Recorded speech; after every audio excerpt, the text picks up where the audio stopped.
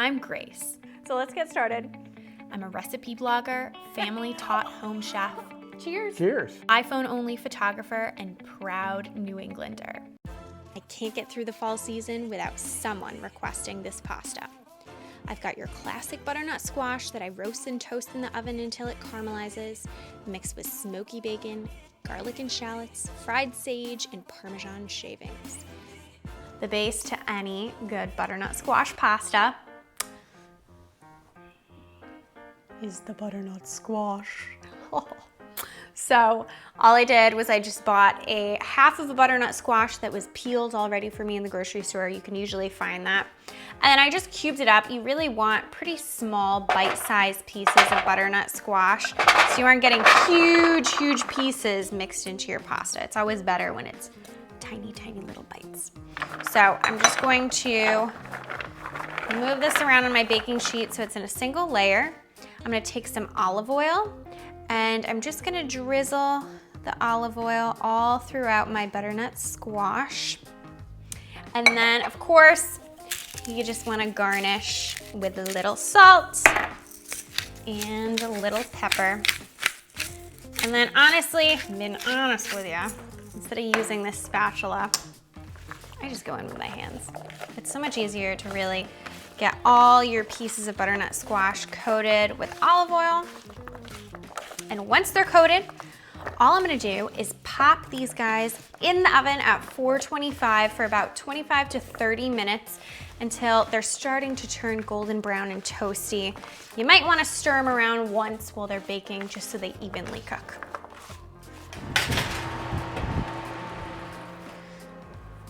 So our butternut squash is in the oven and we might as well make good use of time, right?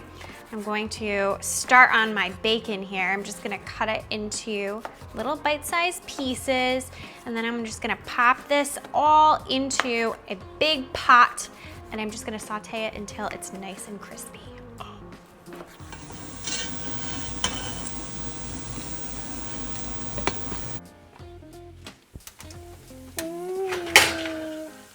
Little squash action here.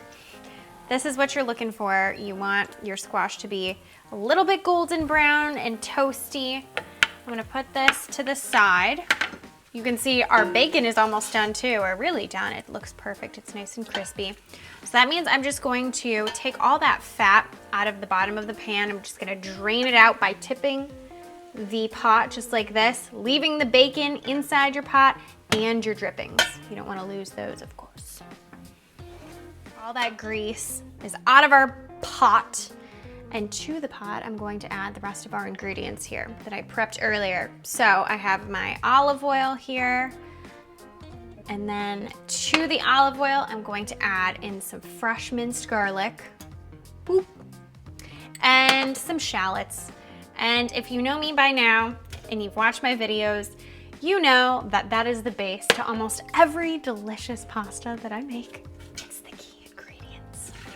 So I'm just gonna go ahead and saute this for just a few minutes, like 3 to 4 minutes, just to cook off those shallots and the garlic and saute them so that they're nice and soft.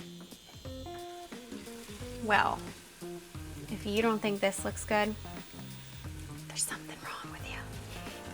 So I'm just gonna turn my heat down to very low here. You just wanna keep this mixture warm while we add our pasta. I love rigatoni for this pasta because all the ingredients go right in the center of your pasta and each bite is filled with deliciousness. So I'm just going to add my pasta to some boiling water. It's almost boiling, it will be in a second. Then we're going to get going on our sage as soon as this comes to a boil. I can't speak today. What kind of sage is this? Get out of here. Our pasta's going, so the final step here is to make your fried sage in butter. Butter and sage, man, you can't beat it. So what I'm gonna do is I'm just going to turn my very loud burner on, medium heat, medium high I'm gonna say. And then I'm just going to pinch off some sage leaves off of the little stem here, throw them in a little bowl, so that they're ready to go once the butter melts. So our butter's all melted over medium-high heat. You can see those bubbles forming. It's really, really hot, and that's when you want to add your sage leaves.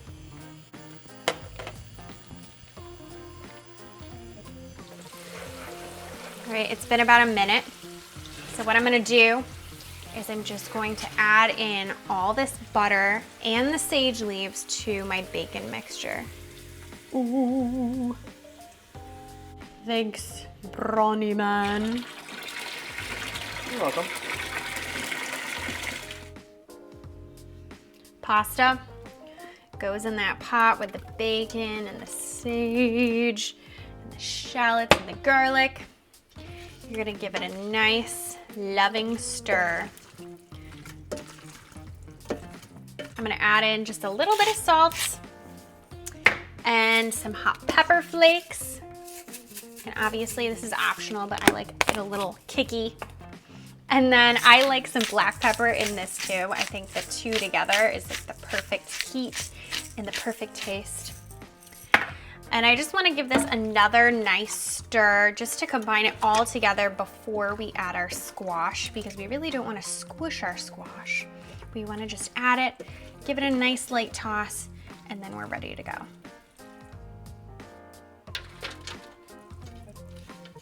Plate this bad boy. Look at this. Oh my gosh. And this pasta obviously wouldn't be complete without some Parmesan Reggiano. And today I'm feeling the shavings because it's so pretty. Fork in hand, it's the best feeling ever. I've been waiting a while because I've been taking some photos of this lovely little dish. And I can't wait to dig in. It's gonna be too big, but who cares?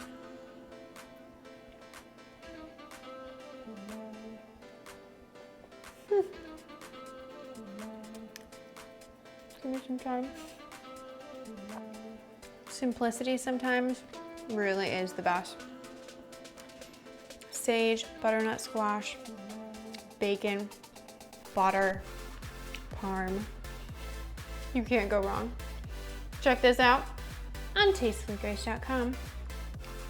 You won't regret it.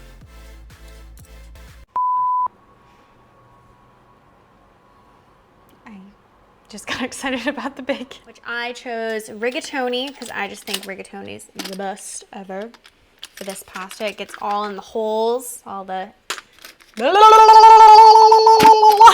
and the holes.